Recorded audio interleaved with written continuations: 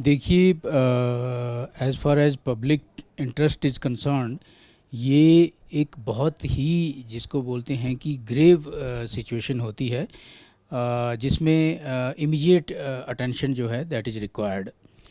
ये जितने एनिमल्स हैं जो रेबीज़ कॉज करते हैं, ये रेबीज़ बेसिकली एक वायरल डिजीज़ होती है और इसका कोई ट्रीटमेंट नहीं है। एक बार अगर रेबीज़ हो गई तो death is the final result. This can be prevented, cannot be cured.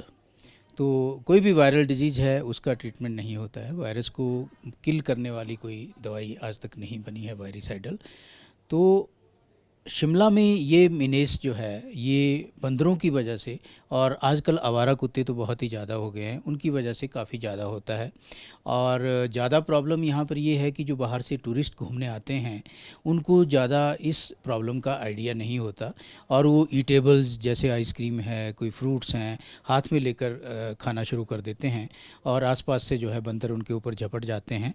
और आजकल तो जैसा हमने देखा कि आवारा कुत्तों की संख्या बहुत ज़्यादा जो है वो बढ़ गई है शिमला में, खासकर माल रोड पे और रिज पे, और बाकी भी जो सबर्ब्स हैं शिमला के, they are crowded with these stray dogs. और बहुत सारे केसेस हमारे पास ऑलमोस्ट डेली आते हैं। स्कूल के बच्चों पे अटैक करते हैं कुत्ते, कोई छोटे बच्चों को देख के उन पे अटैक करते हैं, इवन अडल्ट्स पे अटैक करते हैं। तो इनके काटने से जो बीमारी होती है उसको हम रेबीज़ बोलते हैं। और ये रेबीज़ जो है ये एक नर्वस सिस्टम की और ब्रेन को अफेक्ट करने वाली एक बीमारी होती है। तो इसका जैसे मैंने आपको बताया कि कोई इलाज नहीं है। अगर आपको कभी भी ऐसे एनिमल की जो भी एनिमल्स हैं जो रेबीज़ कॉज करते हैं, जिनकी बाइट से रेबीज़ होती है, उनको हम रेबिड एनिमल्स बोलते हैं। इसमें एक बड़ी वाइड कैटेगरीज ऑफ एनिमल्स आते हैं। आपका डॉग है, आपका कैट है, रैट है, आपके जैकल्स हैं, आपका बियर है, आपका जितने भी ये जंगल में जो कैनाइन एनिमल्स होते हैं। तो हमारे पास इवन जो बियर बाइट के केसेस आते हैं कई बार, आपके जो है इवन जैसे वो बाघ और चीते हैं उनकी बाइट के केस आते हैं, तो उनमें भी हम पूरा जो है वो एंटी रेबीज़ ट्रीटमेंट देते हैं। तो इसमें अगर ऐसा अचानक किसी के साथ हो जाए तो सबसे जो फर्स्ट स्टेप है वो है कि आप उस पार्ट को जहाँ पे आपको बाइट हुई है साफ बहते हुए पानी से और साबुन से कंटिन्यूसली कम से कम 15 मिनट तक धोएं। क्योंकि जो सोप है that is best virucidal agent. Soap जो है, सोप से बेस्ट वायरिसाइडल और बैक्टीरिसाइडल एजेंट और कोई नहीं है। तो हमारे जो सतह पे जो है, जख्म की सतह पे जो वायरस शेड होते हैं, अगर वो रेबिड है एनिमल और उसके लार में जो है वो रेबीज़ का वायरस प्रेजेंट है, तो जैसे वो काटेगा तो उससे क्या होगा कि वो जो वायरस है वो रिलीज़ होता है और वो जो कट स्किन है उसके थ्रू जो है हमारे ब्लड स्ट्रीम में मिल जाता है, और वहाँ से जो नर्व्स हैं वो उसको सक कर लेती हैं। और एक बार नर्वस सिस्टम में जब वायरस एंटर कर गया then it is very dangerous. तो अगर आप उस जख्म को पानी के साथ और साबुन के साथ लगातार बहते पानी के साथ 10-15 मिनट तक धोएंगे तो बहुत सारा जो वायरल लोड है वो ख़त्म हो जाएगा।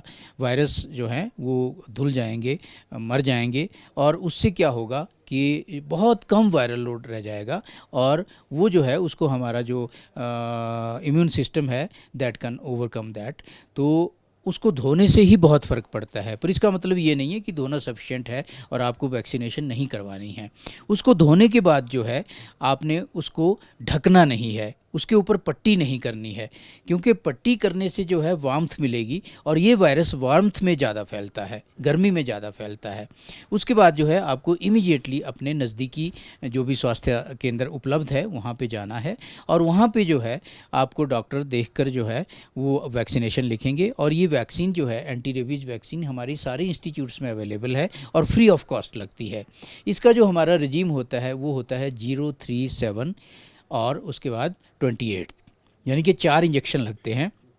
पहला जीरो जीरो हम उस दिन को बोलते हैं जिस दिन बाइट हुई है, और ये जो है 24 आवर्स के अंदर अंदर लगना चाहिए।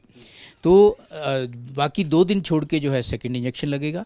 बाइट से एग्जैक्टली 1 वीक के बाद 037 उसमें थर्ड लगेगा, और आफ्टर 1 मंथ या 4 वीक्स आफ्टर 28 डेज जो है उस पर जो है वो आपका लास्ट इंजेक्शन लगेगा। तो ये पूरा जो है कोर्स बहुत ज़रूरी है। और जहाँ पे एक्सटेंसिव बाइट होती है वहाँ पे कई बार हमें जो है वो एंटी रेबीज सीरम जो है वो अराउंड द वुंड जो है इन्फिल्ट्रेट करना पड़ता है। उसके लिए भी आपको हॉस्पिटल ही आना पड़ेगा। एक्सटेंसिव बाइट में वो बहुत आवश्यक है। एक बहुत इम्पॉर्टेंट बात जो मैं कहना चाहूँगा कि क्योंकि कई बार हमारे जो फील्ड में जो हमारे हेल्थ वर्कर्स या ऐसे प्रोफेशनल पोस्टेड होते हैं उनको भी कई बार due to lack of knowledge वो क्या करते हैं कि अगर एक्सटेंसिव बाइट है तो उस जख्म को जो है वो पट्टी बांध देते हैं या कवर कर देते हैं।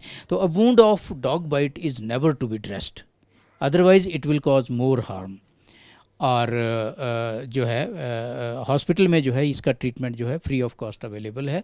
और ट्रीटमेंट से आप ना, कई बार ऐसा होता है कि लोग ये सोचते हैं कि हमें तो बोला गया था कि 24 घंटे के अंदर इंजेक्शन लगना है, अब हमें तो बाइट हुए 3 दिन हो गए हैं, अब क्या फ़ायदा जाकर। ऐसा नहीं है।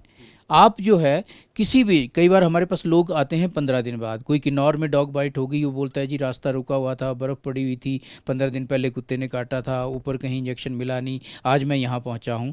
तो हम उसमें क्या करते हैं कि as the person reports to you that is the 0 day, हम उसी को 0 डे मानकर उसी दिन से जो है वैक्सीनेशन स्टार्ट कर देते हैं। तो इसको बिल्कुल भी हल्के में ना लें और जो है इसकी तरफ प्रॉपर अटेंशन दें, क्योंकि रेबीज़ जैसा मैंने कहा इट कैन बी प्रिवेंटेड, इसको बचाया जा सकता है होने से। अगर एक बार रेबीज़ हो गई तो फिर उसका कोई इलाज नहीं है, फिर तो जो है वो डेथ इज़ इनएविटेबल।